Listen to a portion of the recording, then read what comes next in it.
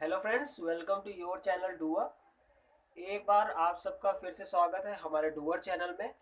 जैसा कि हमने अपना जो फॉर्मेट है फॉर्मल लेटर का इनफॉर्मल लेटर का वो आपको बता रखा है, और ये भी बता रखा है कि अगर आप उसको फॉलो करेंगे तो आप बिल्कुल क्वालिफाई होंगे। और अगर कहीं पे आपका इनफॉर्मल लेटर फॉर्मल लेटर आता है जो आएगा एग्जामिनेशन में, तो उसको ही पूरा फॉलो करके आप मैटर बिल्कुल सही से लिख सकते हैं। लेकिन फिर भी बच्चों के मन में कुछ डाउट था, और उनका ये था कि सर आप खुद अपनी तरफ से एक फॉर्मल लेटर और इनफॉर्मल लेटर लिख के अच्छी तरह से उन्हें बता दो, ताकि उनका जो भी डाउट है, जो भी कंफ्यूजन है माइंड में, वो सारे क्लियर हो जाए। तो उसके लिए भी हम आपको यहाँ पे लेटर प्रोवाइड कर रहे हैं। हम आज आपको फॉर्मल लेटर दिखा रहे हैं यहाँ पे, जो कि औपचारिक लेटर है। ठीक है, इसके बाद हम आपके लिए जो इनफॉर्मल लेटर है उसका भी पूरा एक लेटर लिख के दिखाएंगे, ताकि आपका जो भी कंफ्यूजन हो वो बिल्कुल क्लियर हो जाए।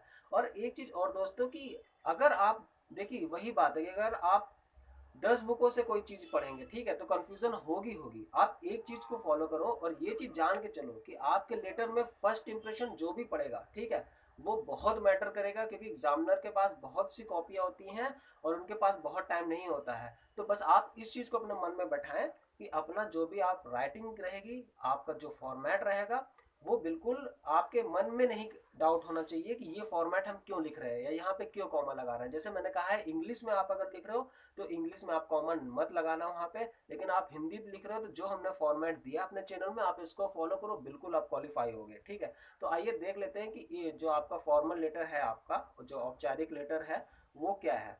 तो आज का जो टॉपिक है वो है कि भारत के वित्त मंत्री के नाम पत्र लिखकर उनसे महंगाई दूर करने के लिए प्रार्थना कीजिए।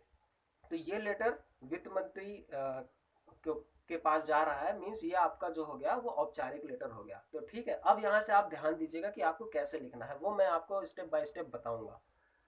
पहली चीज कि आप लिखोगे परीक्षा भवन, तो यहाँ पे कॉमा आएगा, फिर आपका नई दिल्ली आएगा, और यहाँ पे कोई गैप नहीं है। इस चीज को ध्यान देते चलिएगा, मैं आपको बताते चलूंगा। परीक्षा भवन कॉमा नई दिल्ली, फिर आपका यहाँ पर पूर्ण विराम आ गया, फिर यहाँ पे स्पेस रहेगा। ठीक है, फिर यहाँ पे आपकी डेट आएगी। मान लीजिए यहाँ 12 जनवरी है और 2018 है, तो आप वैसे लिखोगे। इसमें भी कुछ बच्चों के जो डाउट आए थे ये कि क्या हमें ये जो अंक हैं वो भी हिंदी में लिखने पड़ेंगे, तो ऐसा कुछ नहीं है।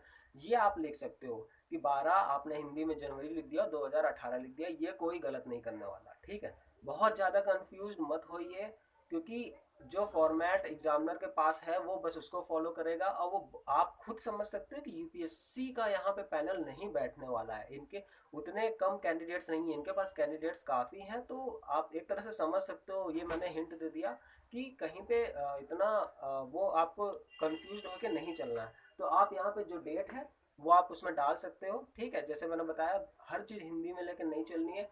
फिर यहाँ पे आप स्पेस दोगे, उस स्पेस के बाद फिर आप लिखोगे माननीय श्री वित्त मंत्री महोदय, फिर यहाँ पे कॉमा आएगा, फिर भारत सरकार कॉमा नई दिल्ली पूर्ण विराम। ठीक है, फिर इसके बाद एक लाइन का स्पेस आप दोगे, और फिर यहाँ से आप विषय लिखना शुरू करोगे, देश से महंगाई समाप्त करने हेतु प्रार्थना पत्र, फिर यहाँ पे पूर्ण विराम आएगा। अब यहाँ ध्यान दीजिएगा कि जैसे बहुत से बच्चों ने पूछा कि क्या हम दो डिफरेंट पेन यूज कर सकते हैं, तो मैं यही बार बार कह रहा हूँ कि आप बिल्कुल नहीं यूज कर सकते हैं। आप ऐसा करने की कोशिश मत करिएगा, क्योंकि अगर आप किसी चीज को हाईलाइट करने के लिए वहाँ पे दूसरा पेन यूज कर रहे हैं तो एसएससी उसको अलाउ नहीं करता है।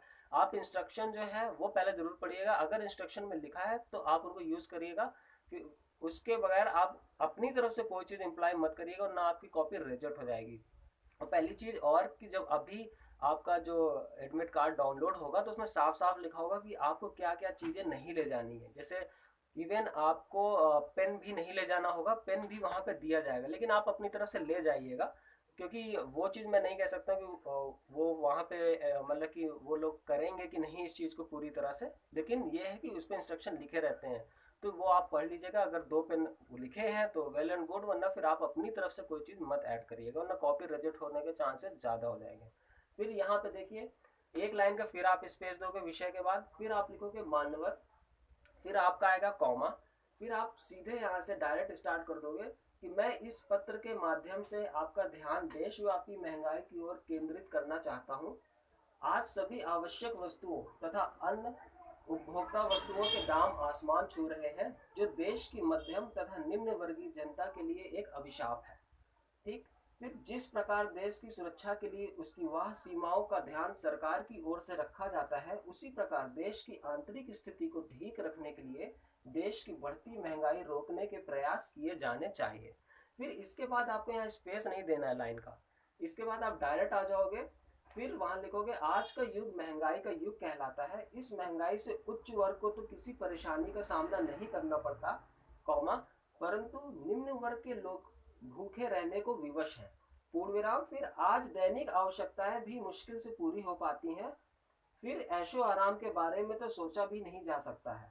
फिर यहाँ पे आपका जो खत्म हो रहा है पैराग्राफ, तो यहाँ ध्यान दीजिएगा कि यहाँ पे आपको एक लाइन का स्पेस देना है। इसमें भी काफी बच्चे कंफ्यूज हैं, वो कह रहे हैं कि दूसरे चैनल में ऐसा बताया जा रहा है या किसी बुक में ऐसा बताया जा रहा। तो आप जो हमने अपना फॉर्मेट दिया है आप उसको फॉलो करो, और जैसे मैंने कहा बिल्कुल क्वालिफाई हो गए। तो यहाँ पे ध्यान रखिएगा कि आप यहाँ पे एक लाइन का स्पेस दोगे। फिर अतः वित्त मंत्री होने के नाते कृपया आप इस महंगाई को कुछ कम करने के प्रयास अवश्य कीजिए, आपकी अति कृपा होगी।